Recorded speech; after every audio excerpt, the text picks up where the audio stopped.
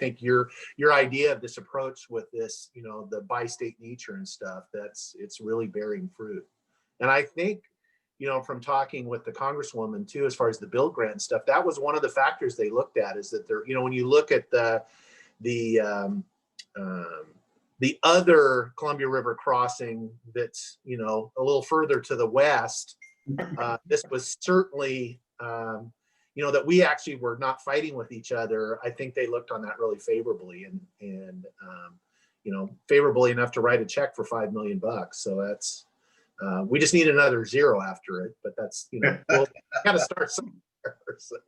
So I just wanted to say, oh, idea. Well, thank you. I'll go back to Kevin. I'm sorry, I didn't mean to. Oh, no, that was great. Believe me, I'd much rather listen to you, Dave, than to go over this. Talk to my wife about that, because she doesn't share that.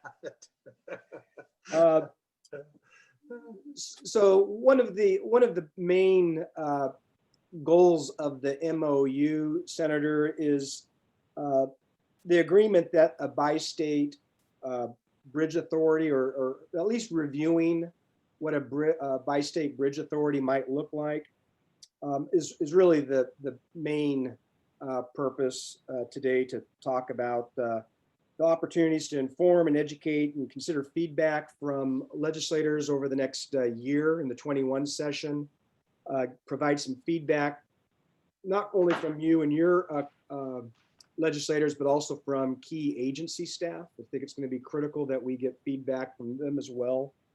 And really to raise the profile of the project. You've been very helpful in giving us, asking questions during the hearings with the Senate Transportation Committee, which I've attended a few. But we really hope to raise the profile of the project in Olympia to the next level over the next year. And this study bill would really allow for to study the Bi-State Bridge Authority as a formal entity to receive funds from both states and the feds as well, allow for a common procurement method, and allow for the ability to bond for a new bridge with the tolls of that new bridge paying off those bonds. And those are, I think, are the main points that the Bi-State Working Group has been working on over the last 12 to 18 months. And, you know, I think at this point I would hand it off to the Washington contingency to add any value and give your feedback so as far as how we're progressing.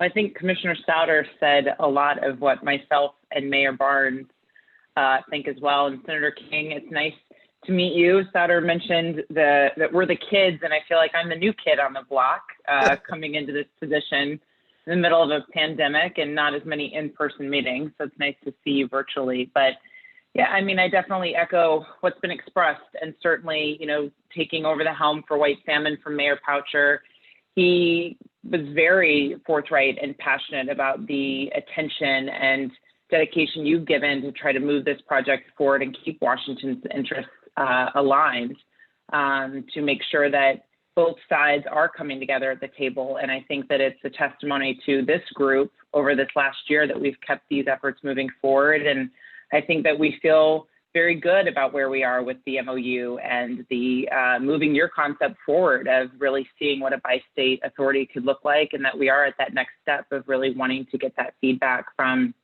yourself and legislators at the state level and the agencies, and really make sure that the path forward is dialed for seeing this be a successful project.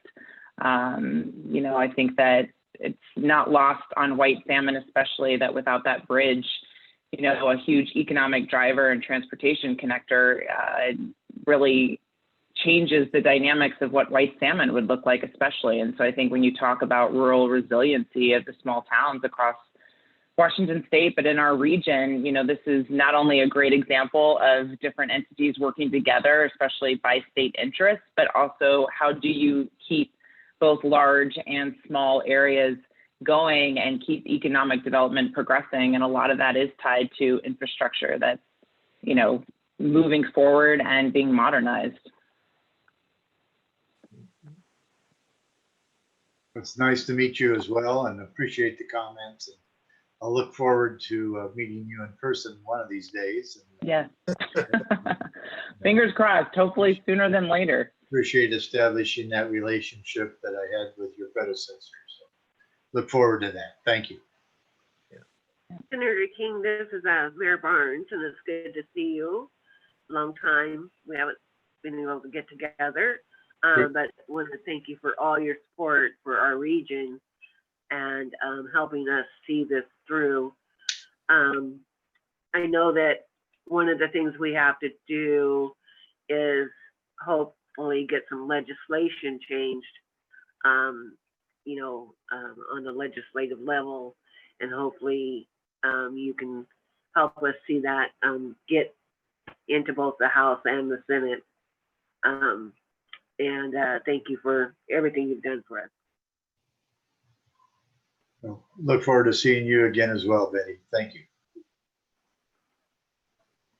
Well, Senator, I guess the first thing I would say, or not the first thing, since this isn't my first thing I'm saying, but I think we have been remiss. I did not say congratulations on your reelection. I would say it was a hard fought race, but as you ran unopposed, and as a person that has ran a time or two, I'm always jealous because I've never had that opportunity. So, and I don't think I ever will. So, but it's still, thank you. I'm so glad that we're gonna, have you for another 4 years there in that office, and you have been a really strong advocate for us in the area, and just, besides just the bridge, just on everything. I always feel, I know we're, this part of your, district, we're a small part of your district as far as population, but I've always felt like you really pay attention to us, and I really appreciate that. And I don't know if it's because we're the kind of spoiled children that are used to, we throw temper tantrums when we don't get listened to, or what, I don't know what it is, but we always feel very well listened to. So thank you for that. As far as the, something that I guess we're looking for some guidance from you or some advice as far as we look to this coming legislative session, as far as that we're going to need, we think what we need is some kind of legislative, a study bill, or I hate to call it that because that study bills kind of have a bad, they have a bad taste in my mouth when I hear those, but whatever we want to call it, because if we're going to think about, a bi-state authority, that would take some kind of legislative action to be able to form that. And so probably the best thing would be, if the legislature was asking for that information or what the process would be. And so kind of on our path to the future, we're thinking the 21 session that that's something that we should probably seek.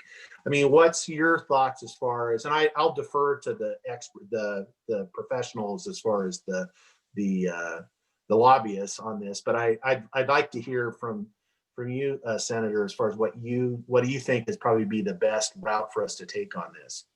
Well, first off, thank you for the comment on the reelection. You always I hate to lose to somebody called unopposed, but anyway.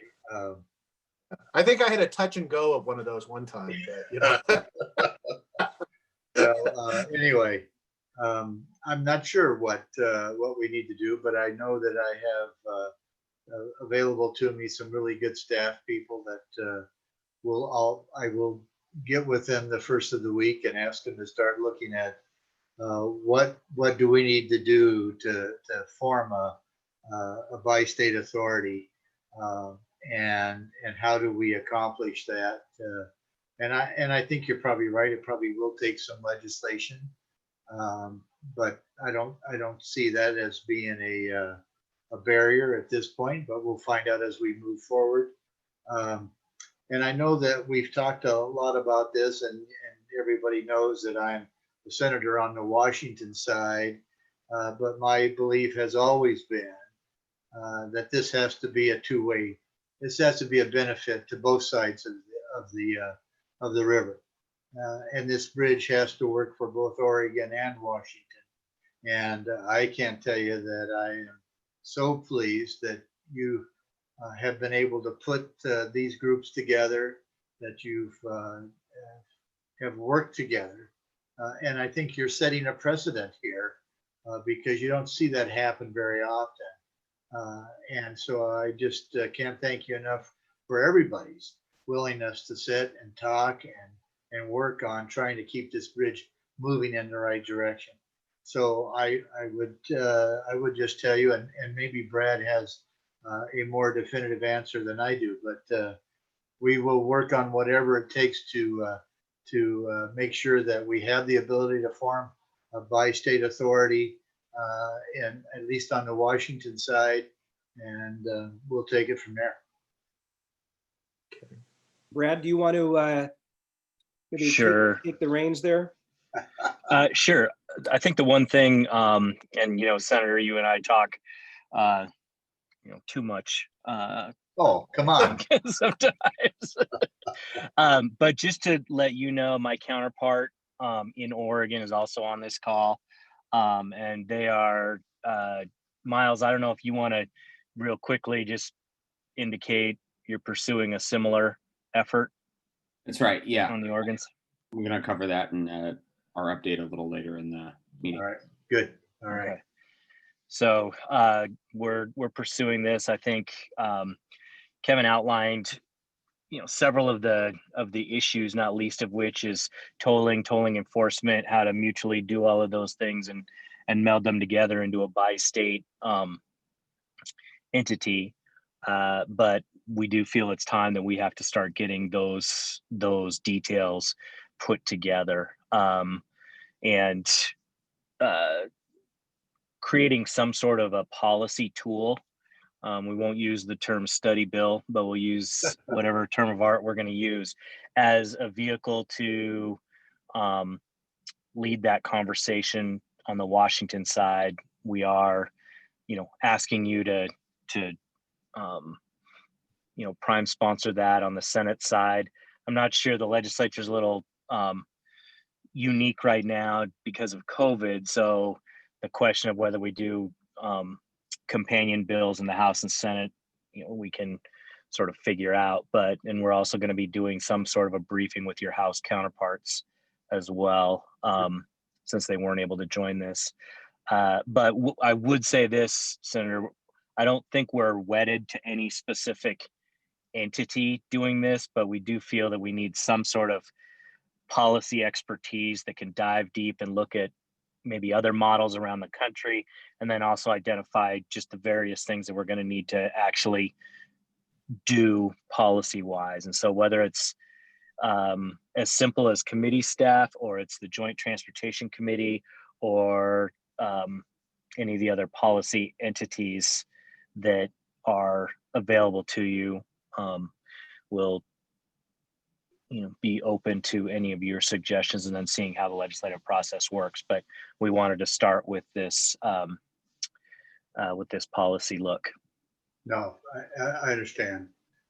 And I think, as I say, I think the best thing I could do is get with our nonpartisan staff, and include Martin, of course, our partisan staff, and the partisan staff on the other side of the aisle, but and have them. I mean, they've looked at bi-state authorities already. I asked them to do that a year or so ago, so it's not like it's a new subject for them. But how do you take that and meld it to what we want to do on this bridge and in this location, and put that together? And if that takes a study, that's fine, or some kind of a recommendation. We'll figure that out.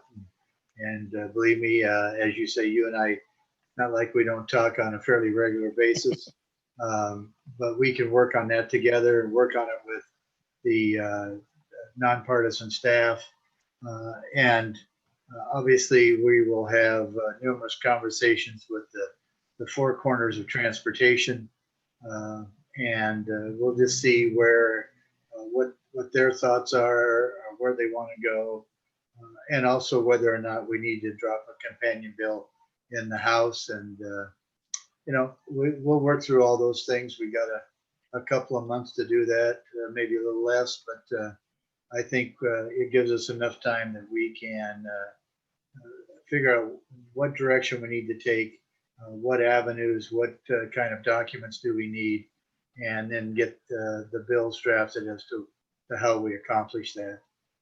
And I would hope that we could get that accomplished so we could get that through the legislature in this session.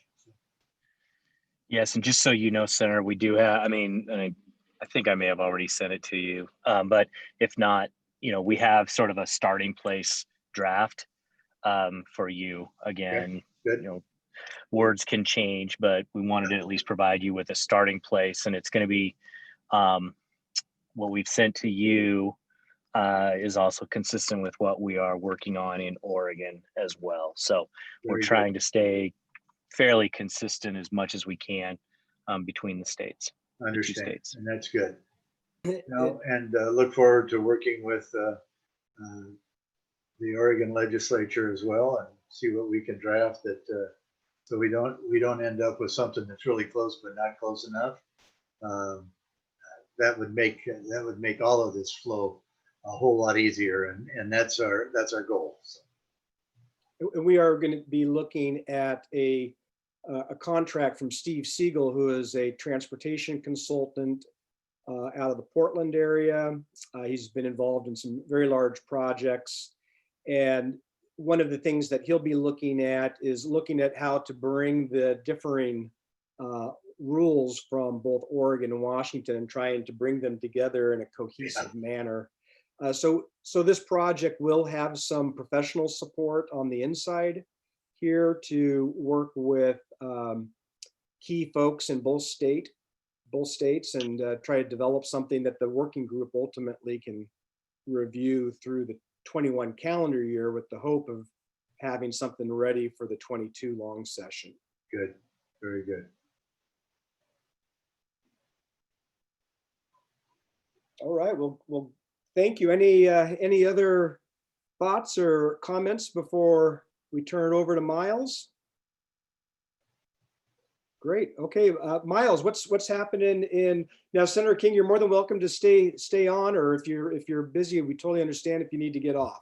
Well, I may stay on for a little bit, but I do have another call that I have to get to in a little bit. So I just thank everybody for their work. I'm very serious that this has got to work for Oregon, and it's got to work for Washington.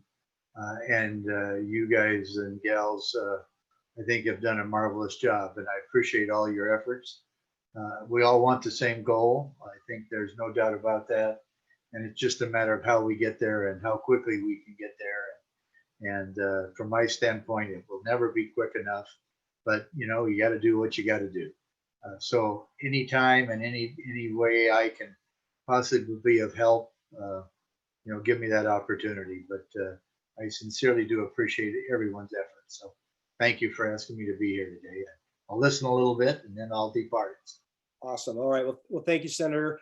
Miles is our government affairs person in Salem with Thorn Run Partners. So Miles, what are you seeing from this election on the Oregon side? Well, first, I just wanted to thank Senator King for his help and let him know that I won't be in the least bit offended if he departs during my presentation. Really nice to see all of you folks again. While most of the races in Oregon have been decided, the one that is perhaps most pertinent to this project and to the Port of Hood River is still undecided, which is the state house race for the Hood River seat between incumbent Anna Williams, who I'm sure you're all familiar with, and Jeff Helfrich. I imagine that many of you have been following that race already, but I'm sure you're aware that Representative Williams has been a very reliable champion for issues for the port and for the city of Hood River as well.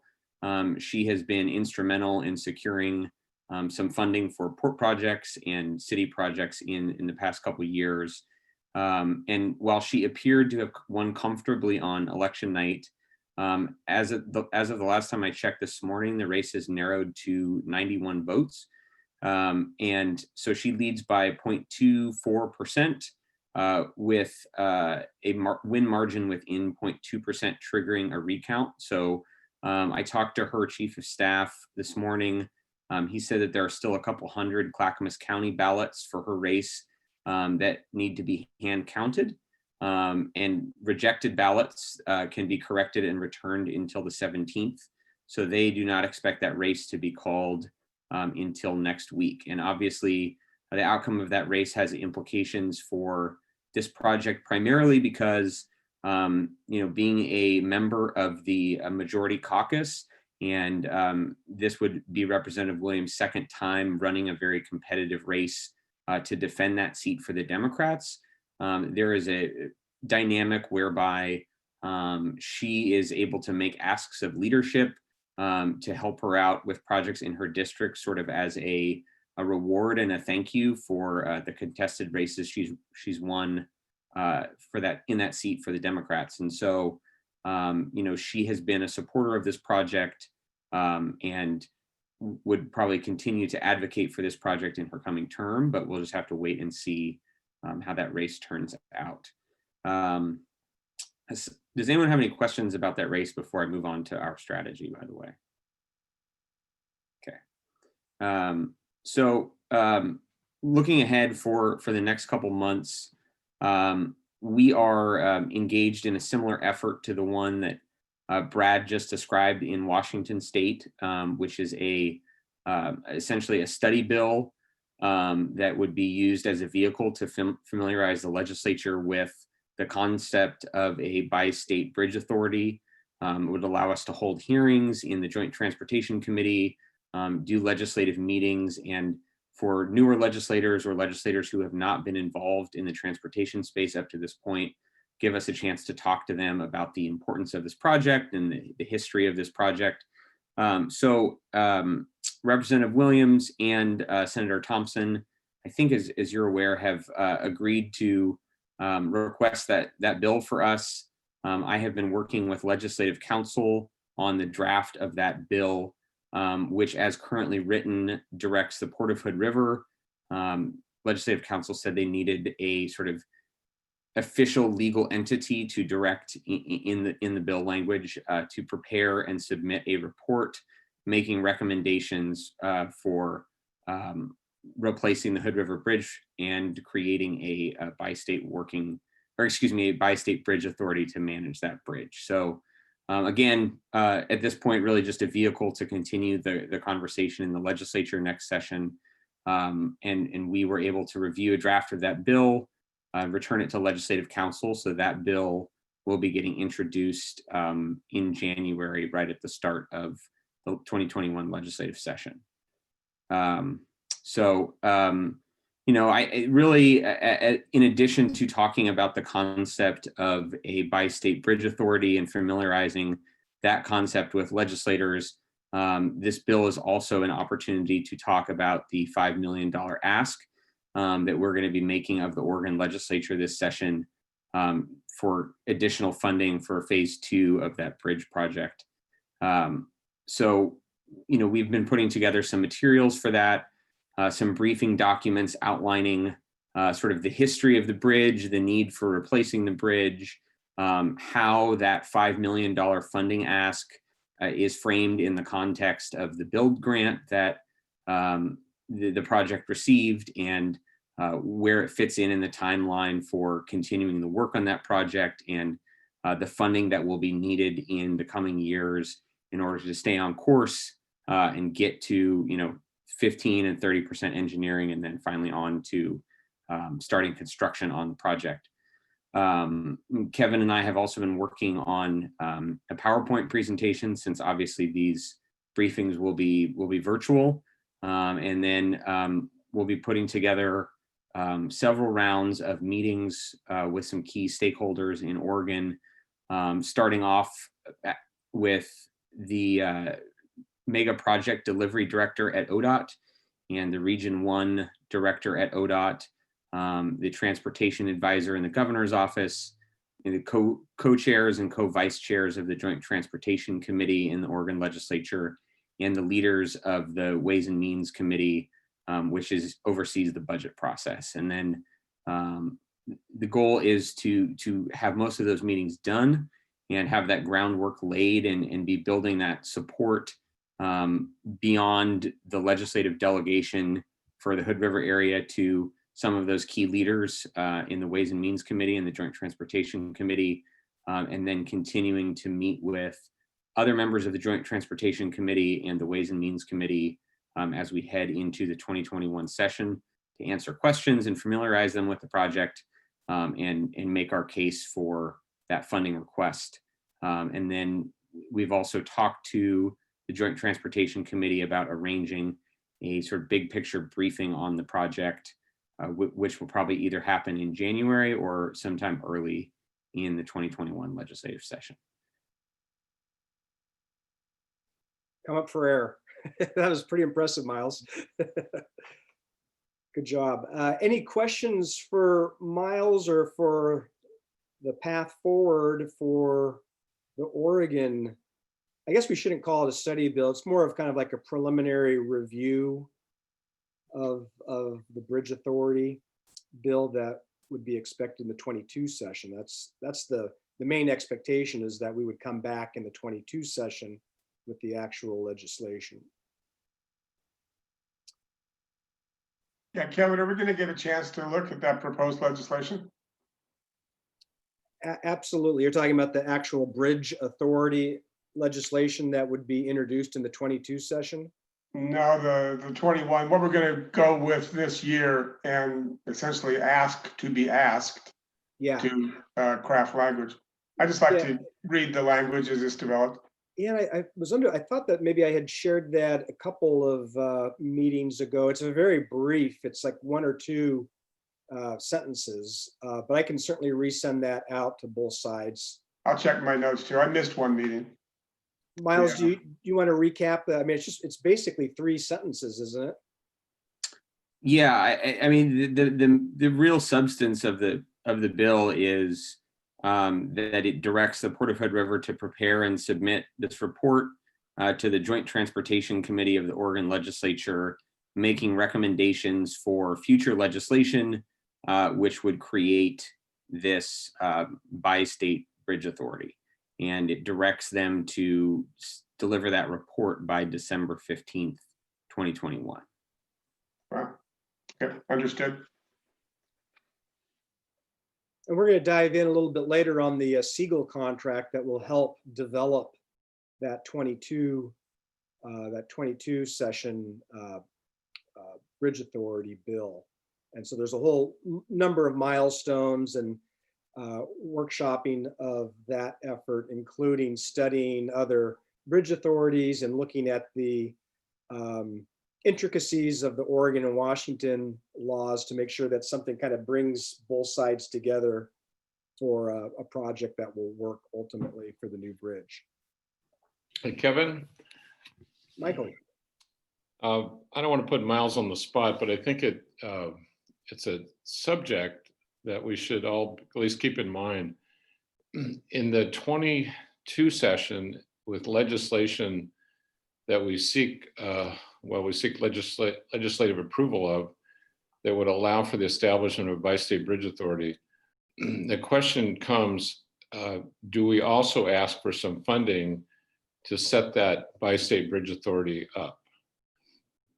In other words, the authorization to establish one is good and fine, but then if it's implemented, one would assume that there needs to be some base funding, because essentially we're starting up a new public agency. And I don't know if the group has talked about that or thought about it much. So I'll put Miles on the spot. Do you have any thoughts on that, Miles? Well, I think that's a good thought. We haven't talked about specifically a funding ask to help stand up the new bridge authority. The challenge on the Oregon side is that 2022 will be a short session, so it's not typically when the legislature likes to make significant funding allocations. They usually do that when they are setting up a new biennial budget, in the odd numbered years. And so it tends to be more challenging to get large funding asks granted during a short session. It's certainly not impossible, and we've, as you know, have had success with that in a short session for the port in 2020. So I think it's a good thing to think about, and I think if it's something we'll want to do, we'll want to start preparing that ask now. But we also want to keep in mind that if we're asking for $5 million from the legislature this session, what the right timing might be for that, and whether it might make sense to create the authority in 2022 and then try to come in with funding during the 2023 session. But we should absolutely have that conversation.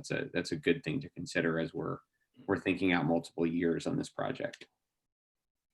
Yeah, good point. It just feels like that's a topic that standing up a new agency is one that needs to have some thought given to it, so that we would anticipate what legislators may ask in terms of how and where and who and when, so that we're prepared. And I just have to think that funding will be a part of that, unless there's an alternative construct for creating a new agency. One thing we could do too is we do have a list of tasks with budget line items going through phase 2 and phase 3. And one of the things that we can simply do is add a new line that just talks about administrative development. And so really make the necessary expenses to prop up the new authority simply be a part of our phase 2 and phase 3 work plan. That way, as money comes in, it can be appropriated at the right time for the right work. Yeah, I think that's right.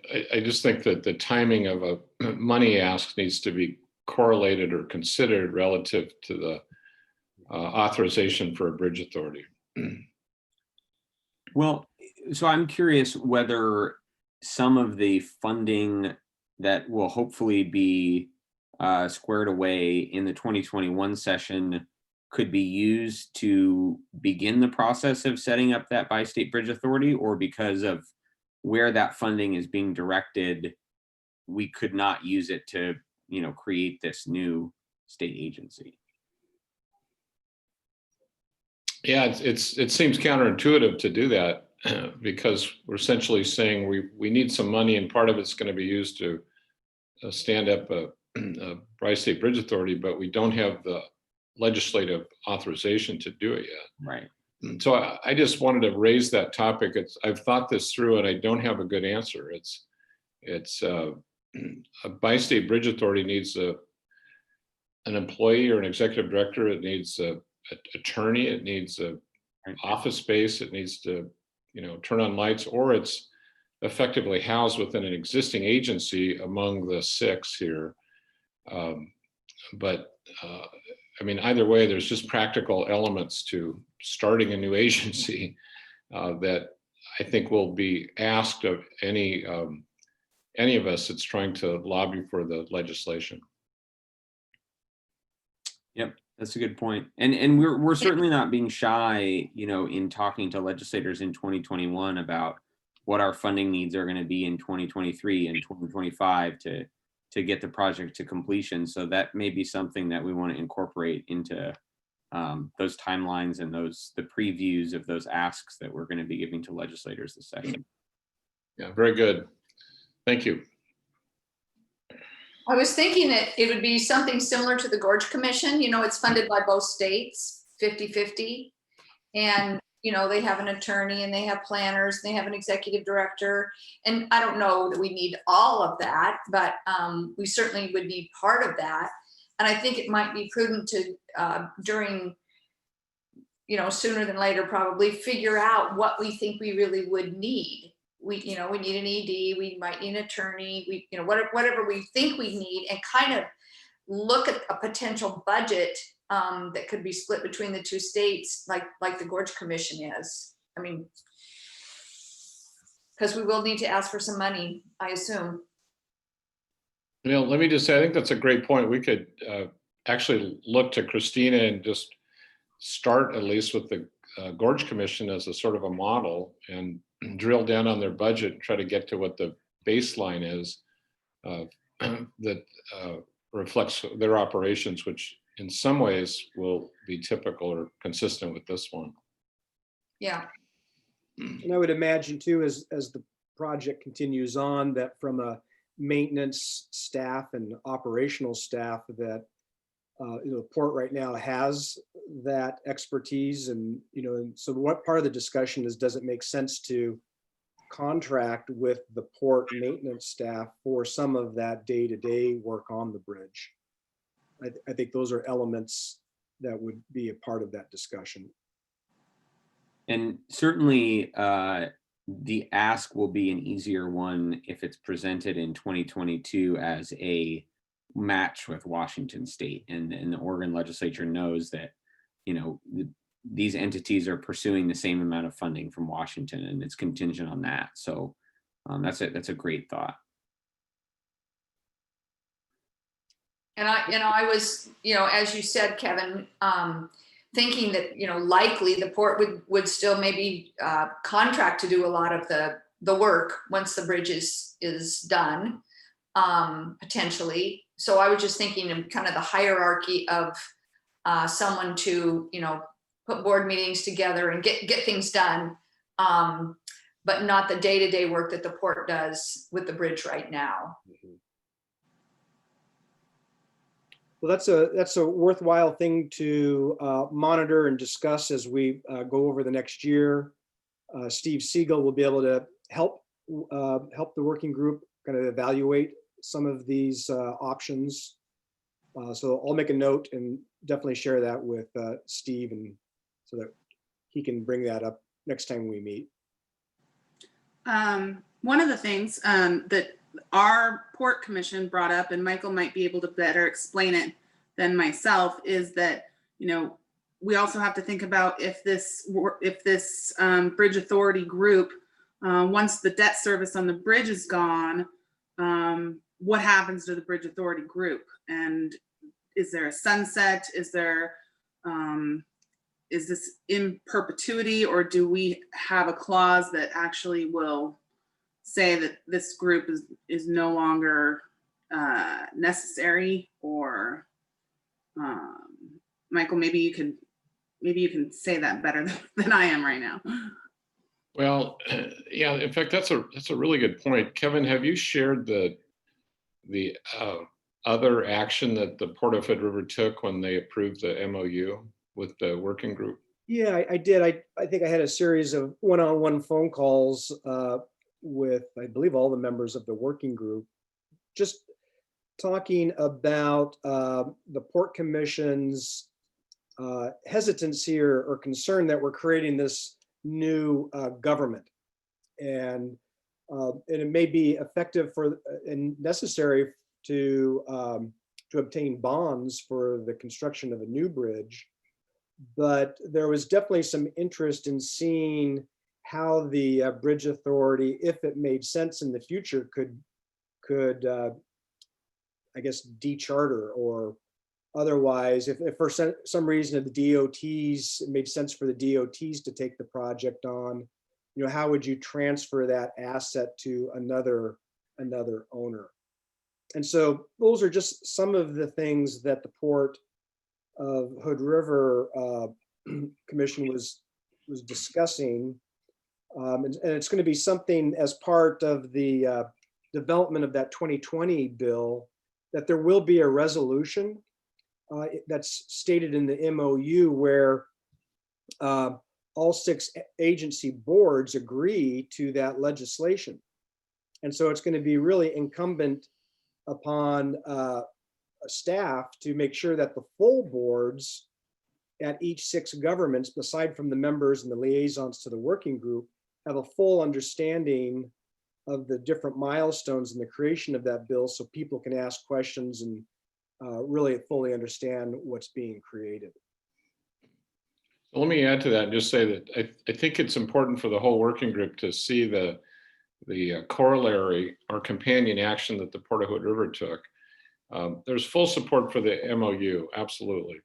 But there's also concerns, one, that a future agency would grow too much or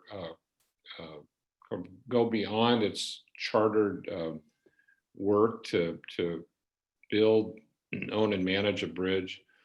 There was a sort of a reality check, this feeling that in the end, one of the dots is probably the better vehicle to get one done. And there was, as Kevin said, this notion that a bi-state bridge authority would sunset at the point at which the bonds are defeased. That assumes, though, of course, and we're talking 40 years down the road here, but that assumes, of course, that there is an entity that can pick up the snow plowing and the response to accidents and the various practical tasks that go with a bridge. And again, on that score, the sense that a DOT would be in best position to do that down the road. So I think Kevin, I think it's just important so that the group sees that action, it's positive. It just puts down a sort of a position statement that goes along with the unanimous approval of the MOU. Absolutely, and I can send that out after this meeting's done. Yeah, Speak to that, just as a commissioner on that board, that in my mind, the context or the driving force remains the cost of crossing being as small as possible, helping our regional economy, and as small as possible means, one of the dots takes it. I agree, John. I think it'd be, when the debt's paid off, if there was some way that there could be a reduction in the cost, that's great. But if, there's still maintenance, as Michael said, snow plowing, and if there's an accident, and, there's all these things that a replacement eventually. So, even though we think, well, then we don't really have to be in existence so much. Somebody's going to have to be in existence to deal with all of those things. And, the dots might think they may take it in, now or in 5 years, but in 40 years, who knows if the dots will even be existing. So it's so far into the future that that I think that, we can't really guess what might be happening by that point. I guess we can try and say what we think it might be or what we might want, but I think we have to kind of be open to reality in 40 years. Yeah, we have some long-range thinkers on our port commission. For a replacement bridge in 100 years, that's pretty forward thinking. Yeah, well, I think, it really should be done though, because we wouldn't be spending years and years and years and years trying to figure this out right now if when this bridge had been built, there would have been a plan to replace it. So I think we should just try and look further into the future than we usually do. Well, this is Betty.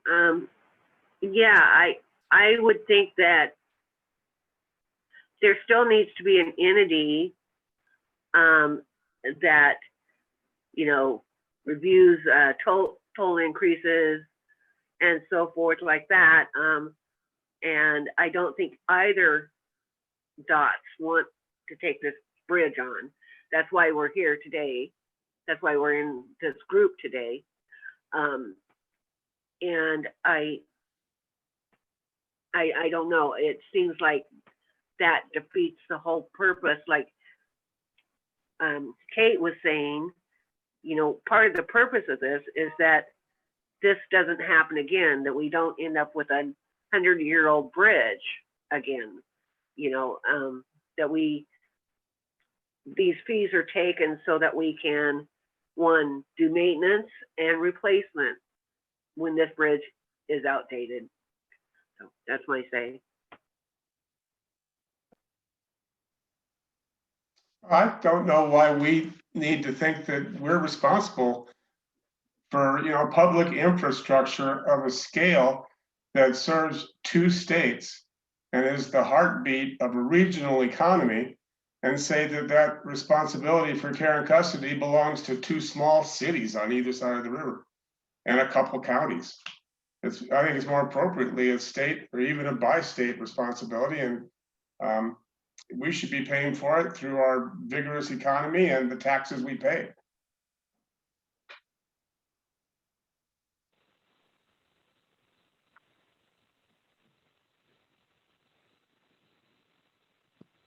That's a big political question, John. 100 years. A lot of time to work on it. We just want to write it out of our potential now. Yeah. Yeah, and I think our commission, I think that the commission just wanted to make sure that we had options. Yeah. Let's see, Mayor Kiefler, are you still there? Any thoughts? I am here. Yeah, I think at this stage, my initial reaction is a little bit in line with Mayor Barnes in that, I thought we were endeavoring going down this path to end up with conceptually a port authority similar. I mean, in my mind, and this is coming from living there for so long, but it's very similar to Port Authority of New York and New Jersey. You see those bridges and tunnels and pass-throughs as being overseen and maintained by that entity, and they don't have that entity doesn't have a taxing authority, but they are tasked with that responsibility of stewardship and oversight of those tolls and the revenue that is coming in to focus solely on the maintaining of that infrastructure. So I think that's kind of what I thought the shape long-term of this authority would look like. But I do think that at this early stage, it's smart to keep all options open. And so, I think Christy had just mentioned it, but having the options on the table of just understanding if that doesn't seem to be a path that makes sense long-term, yeah, let's make sure that we're going in writing things in a way that we have responsible options at some point. But, maybe I heard wrong, the feedback coming from Hood River Council, but from my perspective, yeah, I didn't see this as only needing that bi-state authority to just get through the bridge construction and development. I do agree, though, that long-term, I think some of this is laying foundation for a valid argument to the Departments of Transportation that this is a legit infrastructure piece that should be taken over by a larger entity overall, but we're not there yet. And I don't think we're close to that, selling them on that at this stage. The other possibility, and this is just, there's nothing for sure about it, but in the I-5 bridge legislation that provided funding for that continued effort, there is a reference to a bi-state bridge authority to be studied and looked at. It's very silent about to the degree of which bridges what that actually covers. Is it just the I-5 bridge? Is it a third bridge over there? Is it the 205 or others? And so I think having the option to either go to the DOTs or to some other bridge authority or other entity, all of those options are probably good to keep open. Is Dave Souter still? Yeah, Dave yet? No, I'm just quietly listening.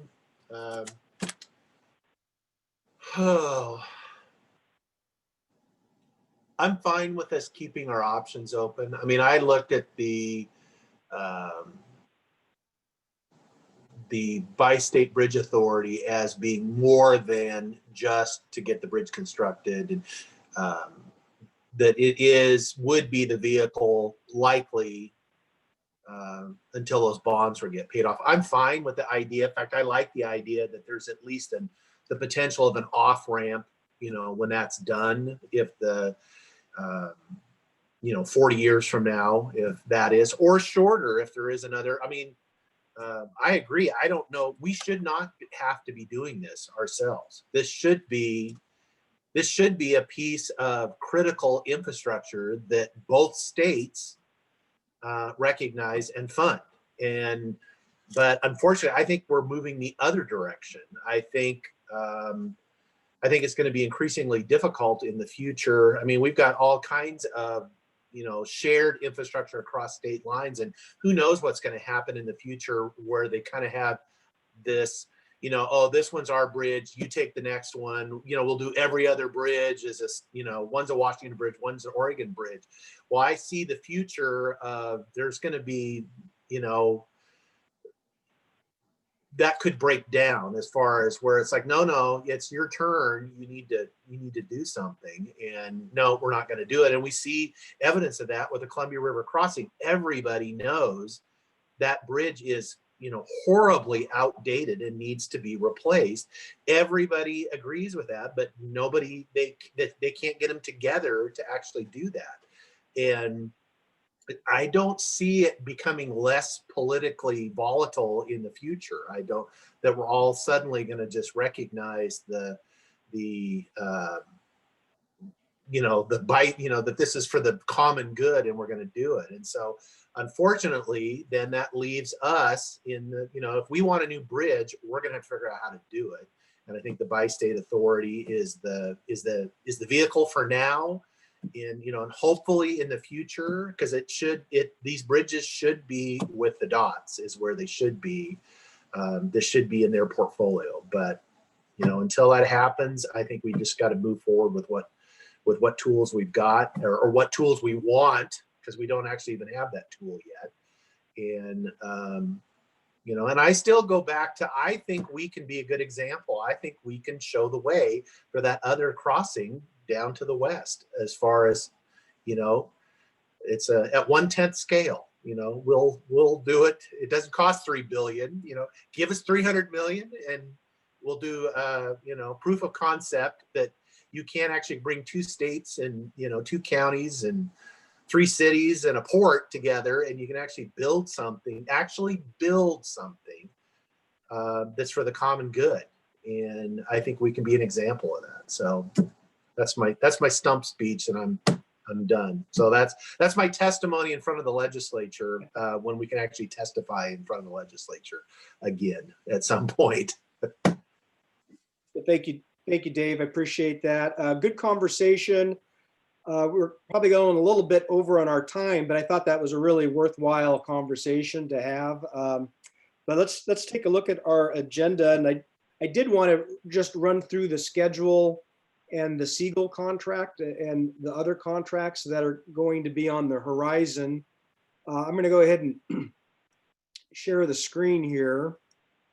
And did everybody get a chance to see this schedule? There were a couple of errors. One in the one that was sent out, you might have noticed that the NEPA had ended at the end of 2020. It actually goes out till 2021. But what this schedule attempts to do is to show the general flow of work all the way to phase 4 construction, and also how it aligns with the legislative calendar down below. And so as we've got the build funds, and we've got some remaining House Bill 2017 funds, and that's going to be able to continue with Siegel to get that legislation developed. We'll get to that 15% design, engineering, so on and so forth. I don't think I necessarily need to read through all of this, but I think what's important is down below where on the legislative cycle, that we've got asks that are placed at times in the long session cycle, to where that funding is going to be critical for keeping the subsequent phases moving. If for some reason these points of financing, if for some reason they don't come through, then the project really will struggle to continue on. And when you look in the 25 session, that's really, this 2025 is really when we're going to have some significant repairs and some maintenance challenges that will need to really become a priority just for the ongoing safety of the current bridge. So really we're looking at, preparing the study bill and making a request in both Oregon and Washington for 5 million. And then the following year, we would be asking for the BSA legislation. And then in 22, that's where we're really hoping that, there could be some kind of a transportation package and potentially asking for a third, and a third from the 2 states and the feds.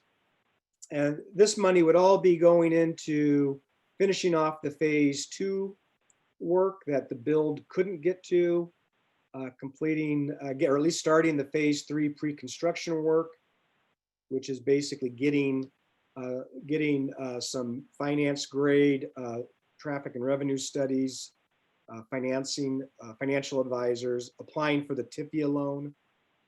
And I kind of put a marker here in the 24 session where if for some reason we were unsuccessful in the 22 or the 23 session, that we could come back in the 25 for another transportation funding ask. This is very speculative. We just don't know when transportation plans are going to come up. I think both Brad and Miles have indicated that happens about every 5, 7, 10 years. So it kind of comes back to what the McBrides have said. This is a real challenge to try to get the funding from the states and the feds. But this is a conceptual plan to carry that forward. And so far, I think that there's really good momentum. And I think the build grant is a huge shot in the arm for the project. So I know we don't have a huge amount of time, but just wanted to get any comments or questions or thoughts about this very conceptual schedule.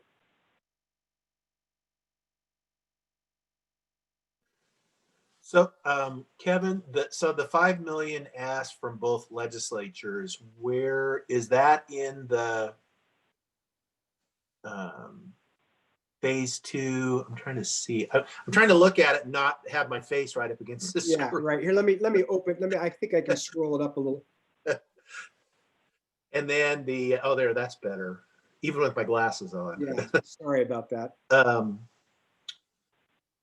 Because I see that, the budget for the phase 2 is 14 million, of which, 5 million is the build grant.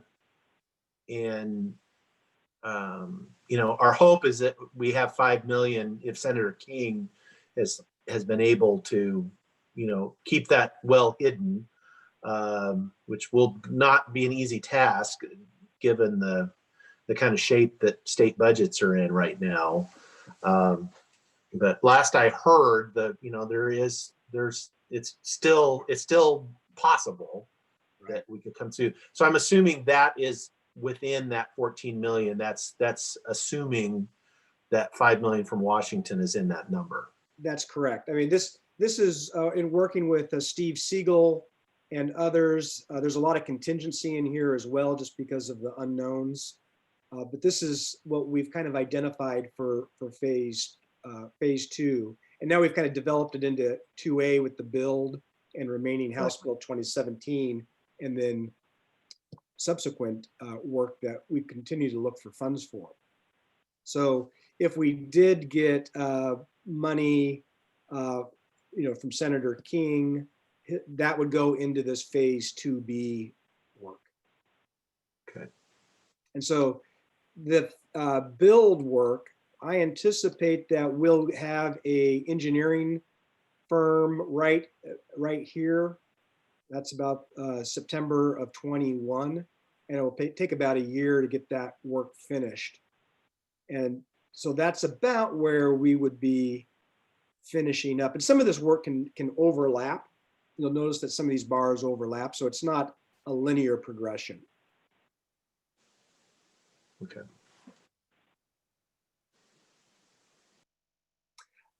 So with that, I'd like to switch over to the Siegel contract, and I don't know if I need to bring that up. Did everybody get a chance to take a look at his scope of work?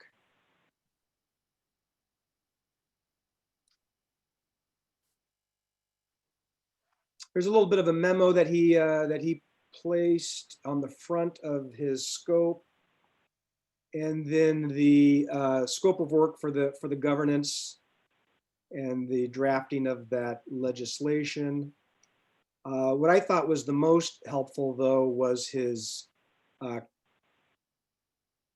this schedule for the 21 year.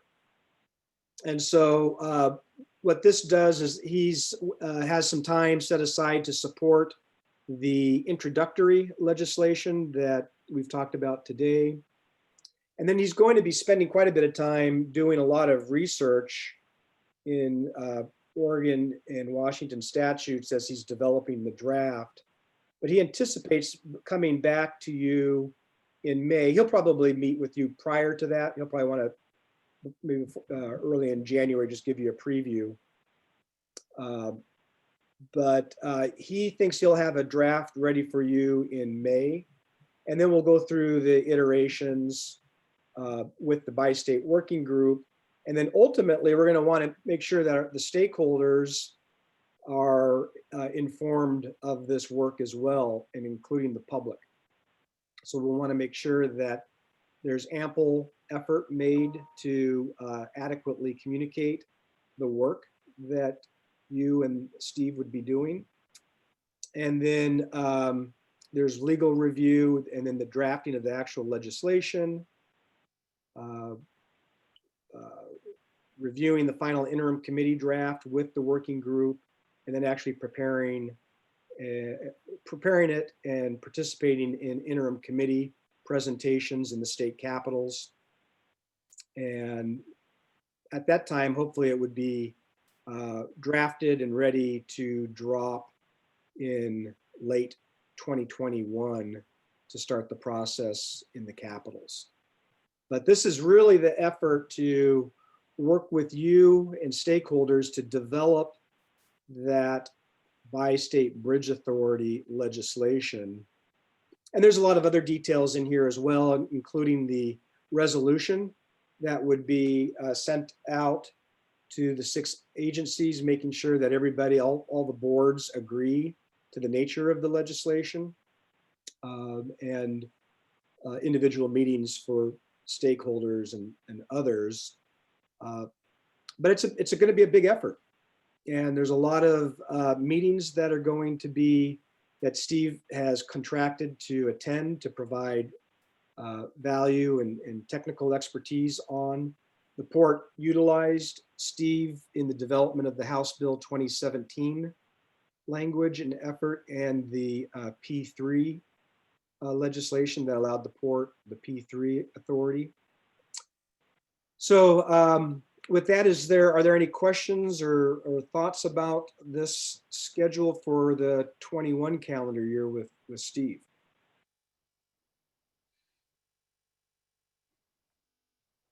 He's expensive.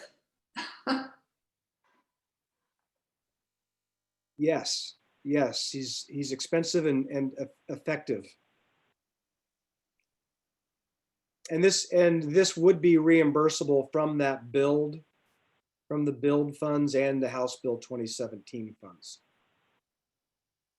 As we get into more contract work, not with whoever that's going to be working with us, for us, whatever, will we go through a normal RFP process or RFQ process for most of these people or entities in the future?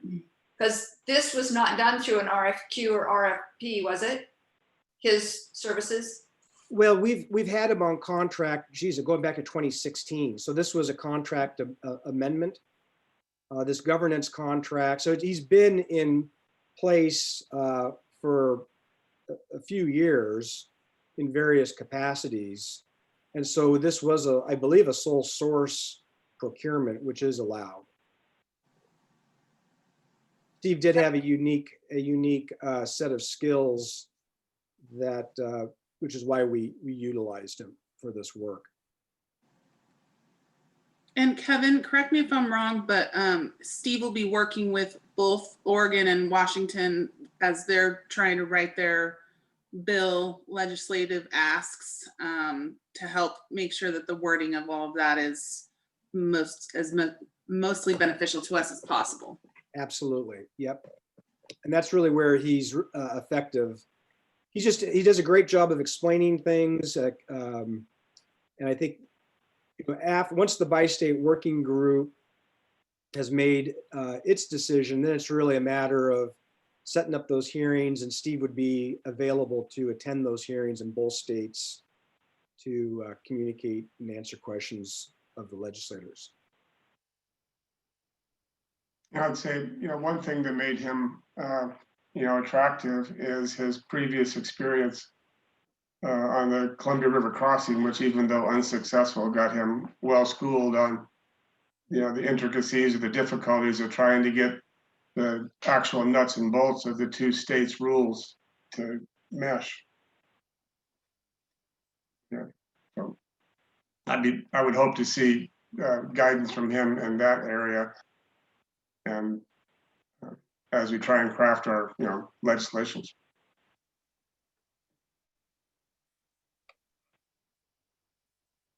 Any other thoughts on the calendar and the schedule of events for the 21 year?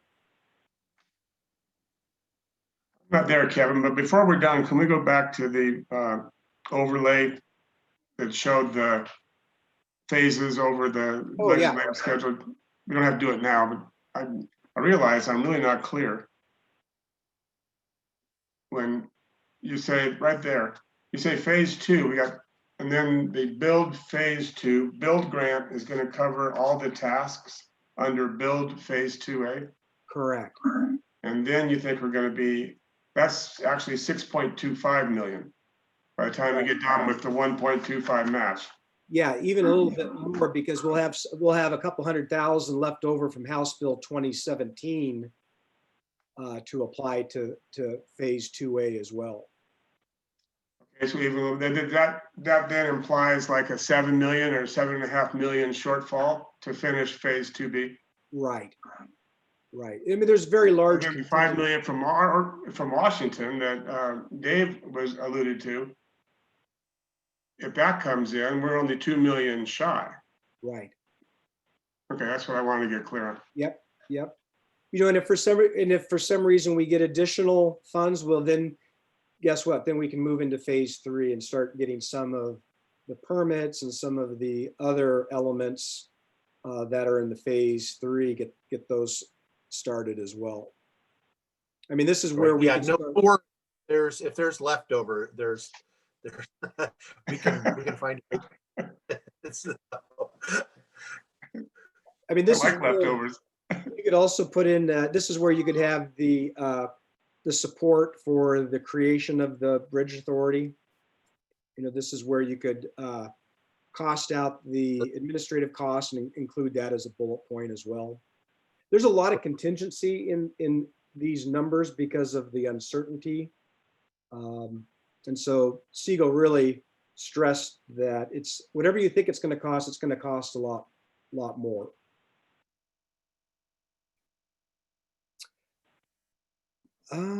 Let's see. The last thing that I wanted to share with you is just the list of the contracts for the next year. Let me scroll in a little bit. And so you'll notice that the first contract is the Siegel contract. On the project delivery side, Lowell Clary has worked with the port in the past to, Lowell Clary was the Assistant Secretary of Transportation in the state of Florida, and actually serves on as an advisory board for the TIFIA loan program, which is the U.S. Department of Transportation loan program for large infrastructure projects.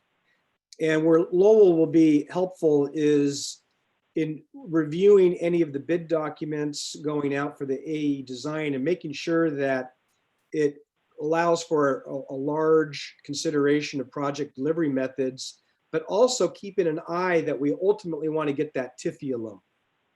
And so this is just basically when we need to refer to Lowell, he just charges us by the hour.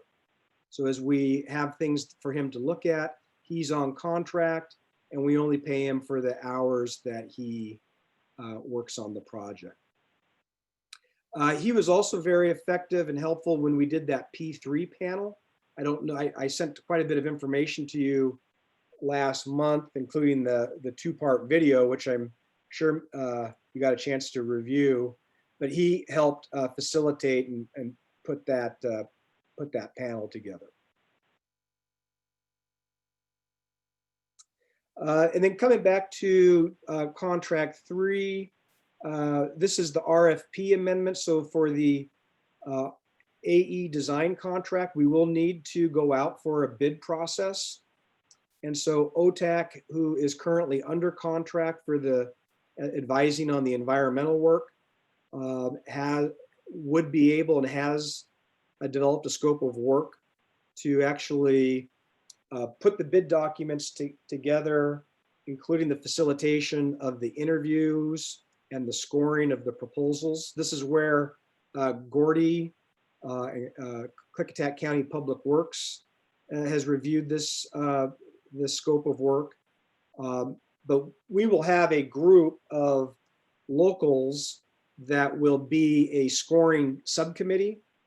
And so as the proposals come in, we'll have a group of 6 folks, maybe more, to read all those proposals, score, and then bring back for interviews the finalists. So OTAC would be developing the bid documents for that process.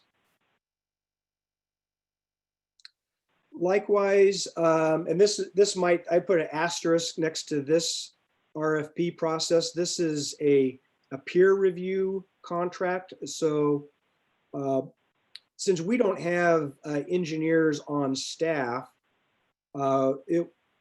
it's been a good practice to have a third-party peer review engineering firm that can review the AE design team's work at specific milestones. It's very similar to the role that OTAC is playing during the environmental process with WSP. For instance, there's 2 or 3 cost to complete points, and OTAC serves as the port's representative to make sure the right questions are being asked during that process. Now, there's some options for this peer review contract.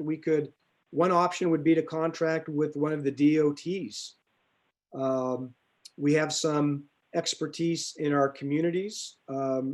Mike Fox is a name that maybe you've heard. There might be a role for him in this opportunity to kind of advise the project on the AE and design progress. So it's really just a check on the AE design contract team and just provide some good feedback, a good just question and answer from a technical nature of how the design is progressing. Does that make sense?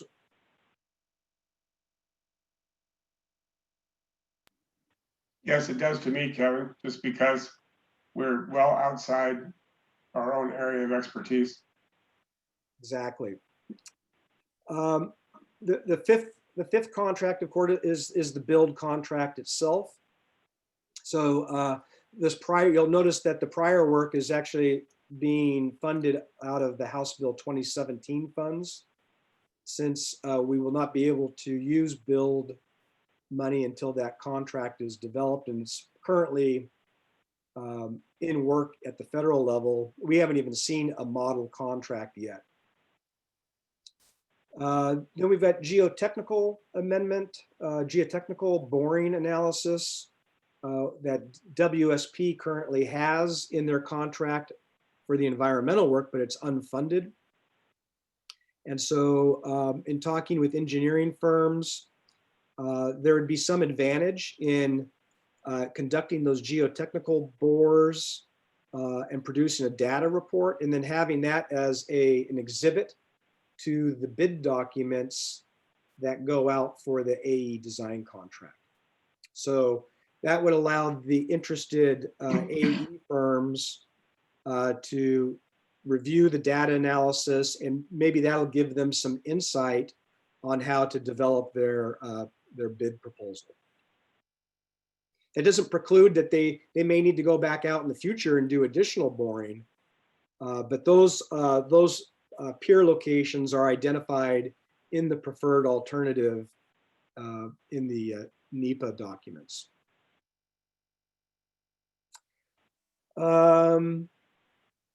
Talked about the design peer review contract. That would be if we contracted with ODOT or some other firm, or with Mike Fox, perhaps in a volunteer role to provide that peer review. I'd say summer of 21, might be a little bit earlier.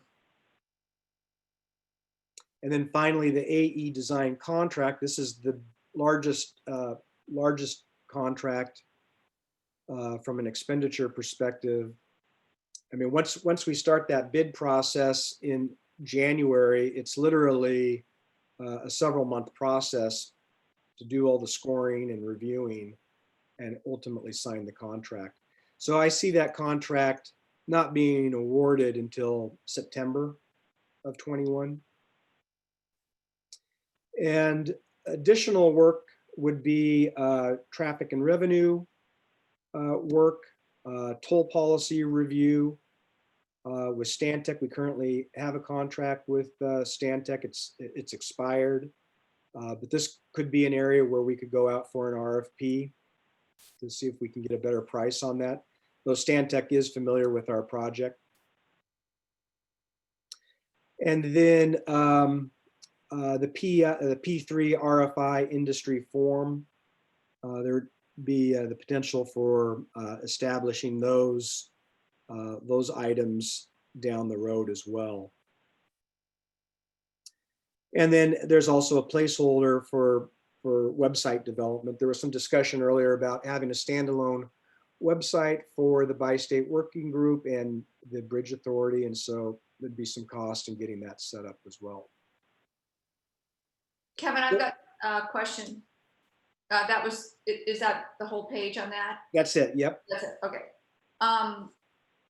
I think the P3 stuff, I'm a broken record every time, sorry about that, guys, but you know, it's kind of at the end as an afterthought if there's money. And we talked about talking about an industry forum or more information sooner than later. And when we were talking about the time frame for the money and asking for money here and asking for money there, I was going to say, and I should have said it then, well, what if we don't get money then? When are we going to branch? We talked about this months ago, off to a different direction. And so if we get through all this stuff and we don't have enough money to do a P3 forum, you know, I just think that's way too late, way too little money. And we need to talk about it sooner. So we need to see what other people think.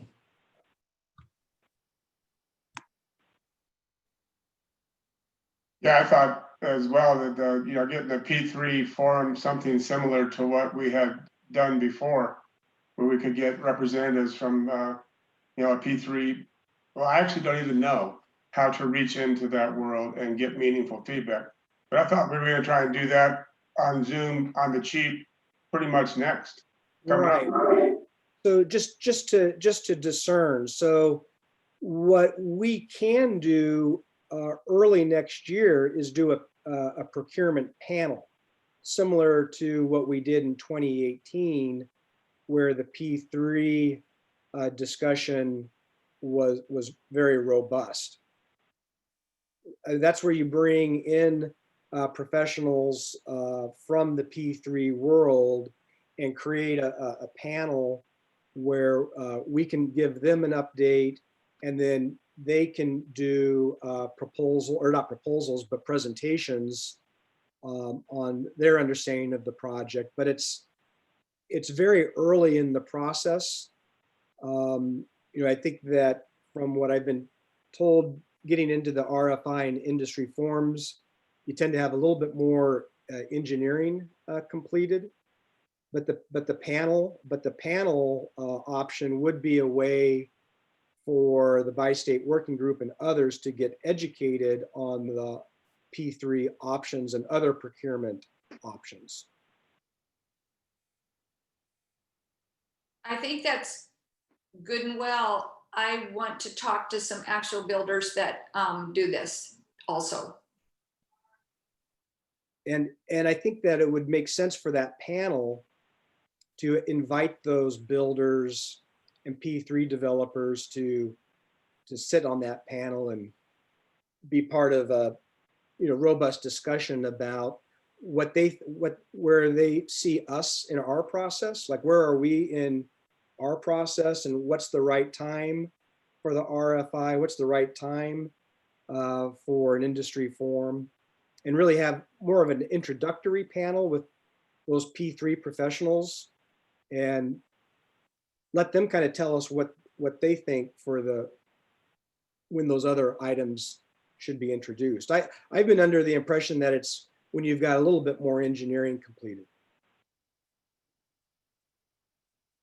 Well, since I haven't talked to the actual engineers or the companies that do it, with getting information from them that would say, we don't really want to talk to anyone till we get 15%. Or if they say, absolutely not, we need to be in on the front end. I haven't heard that one way or the other for sure. So, I'm leery about waiting. I want to ask the questions sooner than later. And Kevin, that's very much what we expect that Lowell Clary will bring to this group, is insight and, connections in that world. Do you think a panel in the new year would be helpful? I do. I think that we got very base questions we need to ask about early on, forks in the road. Personally, I want to know what their cost of money is. And they should be able to tell us that generically. If you have a big project, you got a P3 in on the front end with zero engineering, what's the cost of capital through that P3? And the panel will be, next to nothing. I mean, that would be a really low cost effort, And especially. I think we could get significant progress in our own joint understanding of what it means when we say P3. Right, but just to clarify too, I want to make sure that everybody understands that panel early in the new year is not an RFI or industry forum per se. But that's I think, as you pointed out, we need better engineering. We need to be further along to ask for that. But we don't need to be to find out who these guys are. And that's where, Kate, that's where you can have that conversation with the builders. I'd like to see that early in the new year. Yeah, that'd be great. I assume we'll schedule one more meeting in December, correct? Just before the end of the year. And then hopefully the meeting in January will be that. Well, I want to develop some questions. It's going to take some time to develop. You saw that list of questions that I sent you earlier. I want to make sure that we, find the right people, make sure that they're properly prepped, that we take some time to make sure that the presentation is a thoughtful and well thought out program. So would we look at the questions as a group, or you just send those to us in an email and we kind of look them over and nod our heads that way? Or how would you envision that happening? Yeah, I think that, Lowell would be a great guy to, I'd bring Lowell in and let him have that conversation with you. We can prepare some questions, take some of those questions from the 2018 presentation. I could work with him, share that with him, update those, and then have a session in just with Lowell and you to kind of go over good questions, a good plan of attack, and then start identifying some people that we want to invite. And I think 3 or 4, I don't know if it seemed like more than 4, it starts to get a little crowded. 3 seemed to be a good number. But then Lowell very easily could get us P3 builders, and there's also the finance side, bringing somebody from a financial firm that could talk about the bonding elements and the ratings and those types of things. Great, looking forward to it. All right, so just to clarify, so that's separate from the RFI and the industry forum. I do anticipate that the panel will happen much earlier than those RFI and industry forums. Sounds good. All right. Okay, well, I think we are pretty much at the end of our time. I did include a flyer for the open house for the SDEIS on December 3rd. I know most of you are going to be including that in your monthly packets just to kind of get the word out for that. So thank you. And just wanted to see if that Friday, December 4th date at 1 o'clock, if that is a good time for us to reconvene.